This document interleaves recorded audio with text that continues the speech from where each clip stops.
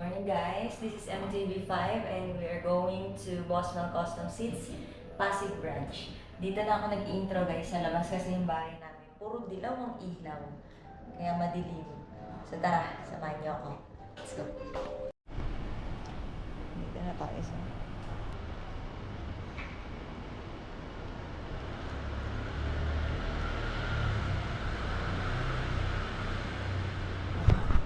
Lalagay ko nga pala to. Ngayon lang ulit ako nag-camera mount dito sa helmet. Nabibigatan kasi ako eh. Let's start. Let's go. Yan o. Let's go. Umaambon o. Pero malapit lang naman ba yan? Nakakainis. Sayang L perfume ha. Babasa lang ng ulan. Yun. Nakalabas na tayo. Ito lang ang Boswell Custom Seats. Malapit lang sa amin. 5 minutes away.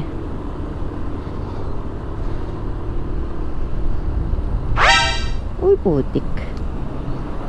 Kulit na itong mga to. Mga hindi marunong sumignal. Ge, tawid. Wow. Tindi ng jeep. Let's go, baby. Paano kaya ang gagawin natin dito sa motor ko? Ay, sa upuan ng motor ko. Sa seats ko. Kasi ano eh, matigas yung upuan. Itatanong na lang natin yan dun sa ano, sa branch ni Boss Mel. Sila naman ang mas nakakaalam niyan eh. Bali kasi papatabasan ko.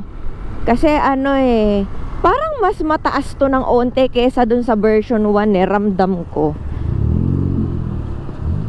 Mas mataas ng onte, kaya although abot ko naman, abot na abot ko, kaya lang mas gusto ko pa din yung mas maabot ko pa. Ayoko na magbago ng dati, nung bago yung version 1 ko. Nagpalit agad ako ng shock. Naka YSS ako na 250mm ba yun o 260mm. Tapos para nga naka semi lowered. Problema, matagtag yung ganun eh. Matagtag yung semi lowered. So binalik ko sa stock height na 305mm. Ang pinalit ko na lang yung race power. Kasi mas mura. Kasi, ba't mas mura? Kasi, fully adjustable na siya. Tapos, kapresyo lang nung YSS na G series. Mga ganun lang yung price. So, ayun. Kaya, yun na lang muna yun na yung pinalit ko. Yun din actually yung gamit ko dito ngayon. Sa version 3 ko. Kaya lang, ayoko na mag semi-lowered. Kaya ano ko sa ano. Dati kasi ayoko naman ipatabas yung upuan kasi original. Saka gusto ko nga yung malambot. Pagka kasi bawas ang foam, syempre titigas. Ano ba naman to, kuya? So, ang gagawin ko ngayon, alam ko may mga ways na Boss Mel para lumambot yung upuan eh. Kaya tatanungin na lang natin yan. Ay no, nasa kabilang side eh no. Yun. Ay naku po, ang dami ng tao. Ang dami ng motor. Sabi pa naman sa akin ni Boss Mel, punta daw ako ng maaga kasi nga lagi daw blockbuster dyan sa branch niya na yan. Problema, gabi na tayo nakarating kagabi galing Batangas. Kaya hindi natin tinanghali tayo ng gising ngayon. Hindi ako nakagising ng maaga. Kaya, pero nung nag-chat ako kanina, wala pa daw masyadong tao. Eh, kaya lang, syempre, nag-asikaso pa ako, nag-set up pa ako ng camera. Nag-set up pa ako ng camera, kaya galit yung kotse. Bumusina ng matindi. Kaya medyo nagtagal. Ngayon lang ulit kasi ako nag-set up ng camera sa motor eh. Kasi ayoko na mag voice over. Gusto ko habang bumabiyahe, nagsasalita na ako para ikwento ko na, isahan na. Saan tayo magpa-park? To. Parang binigyan tayo talaga ng space eh.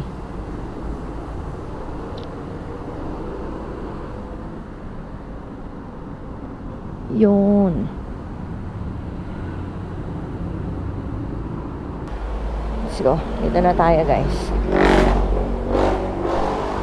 Meron ba akong sticker dito? Meron ba ako dito? Parang wala ako dito ah. Hindi ako nakapagdala ng sticker. Bakit wala? Nandito ako nung opening nito. Kahit nung nag-reopen, nandito ako eh. Wala na nga. Wala nga ni. Wala na. Ang dami ng tao. Siya nga pala si Sir BJ, ang manager ng Pasig branch. Guys, ito nga pala yung sample ng mga gawa ng Boss Mel. Ayan. So, itong mga nakikita niyong design na yan, yan yung tinatawag nila na Recaro. Ginagawa siyang pang lining ba or sidings ba tawag dyan. Ayan, leather seat na cover ng Korean leather. Tapos ito, naka heat press na Boss Mel logo. Tapos meron siyang Recaro na tela, and ito F1 carbon na F1 na 3D. Ayan, tapos yan yung Korean leather din ata tong isang to. Papagawa kayo ng upuan. Anong motor mo? Aerox V3 V3. SP. Ano ba yung mga forever na yun? Ayan. Kaya lang nga, ang problema, ayoko sana ng burda kasi nababasa yung puwet ng ano eh. Ang kas. Meron ba yung hindi na lang burda? Eto. Heat press. Heat press. Kulay ba ng motor mo? Blue. Pero black lang yung papaano ko. Black lang sana. Pero may ganitong design na ano, heat press. Wala eh. Ganun. Wala ako ng heat press ngayon eh. Okay lang, sige. Sige, ano tawag dito? Etong mga ganito, pwede yon sa Forever 999. Sige, unahin muna sila. Magana lang. Hi guys! Nandito ako sa Boss Mel Custom Since Pasig and kasama ko si Baby. Nagpapagawa din siya ng upuan niya dito kay Boss Mel. So, shout out ka muna sa mga kaibigan mo. Shoutout po kay Tito Rob. Yun. So ngayon, ano yung pinapagawa mong upuan? Racing seat po. Racing seat. Aerox. Aerox V1. Version 1 daw yung kanya. So, kumusta naman? Ba't ba napili mo yung kay Boss Mel Custom Since? Ayon din po sa mga kaibigan din po. Maganda naman daw po yung gawa. Yung Tsaka, quality. Opo. Mga quality rin naman po. And affordable din naman. Affordable. Bakit magkano lang ba ang racing seat dito kay Boss Mel? Yung racing seat po, umabot po ng 2K. Which is 2.5 po dapat. Pero nag-promo po ng 2K na. Wow! Oh, guys, may promo. Yung 2.5 na racing seat niya, umabot ng 2,000 na lang daw. And compare sa ibang mga gawaan ng mga upuan, ay mas mura. Tama ba? Mas mura. Kaya din yun yung isa sa rason kung bakit siya nandito sa Boss Mel Custom Since. Ayan. Maraming salamat sa iyo. Nice meeting you. Hi guys! Kakausapin natin si Kuya BJ, ang manager ng Boss Mel Custom Since Pasig. So, Kuya BJ, may problema kasi ako sa motor ko. Yung upuan ko, medyo matigas. Yung upuan ng Aerox version yung SP. Concern na din kasi maraming mga naka-version yung na SP. So ngayon, matigas siya, tapos medyo mataas din para sa akin. Tapos madudulas-dulas din ako. So gusto ko sanang tanongin sa'yo dahil expertise mo to at mas alam mo to, kaya nandito ako ngayon. So gusto ko lang, sana ano ba kung saan suggest kung pwede natin gawin yung mga motor ko. Sa concern mo, sa upuan mo, para mas mapalapot ka. Unang-una, meron tayong option na mag-add ng foam para madagdagan yung comfort mo pag upuan mo. Pero, ang case na kasi iba. So, gusto mo bumaba yung sitting height. Pagka nag-add kasi tayo ng foam, so, tataas yung sitting height niya automatic. So, meron akong masasuggest sa'yo na cover pa lang malambot na. Yun na yung Monte Carlo Italian leather.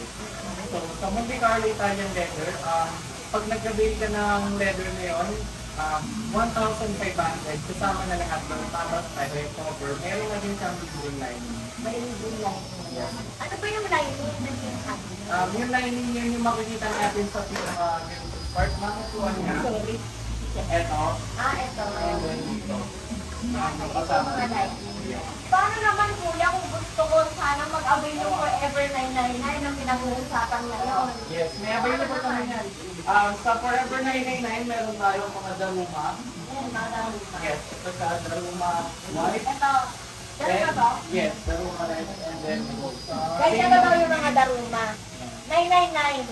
Yan lang po yan. Hindi siya yung leather na sinasabi mo. yes. Pero ang feature naman yan ay meron siyang extra grip.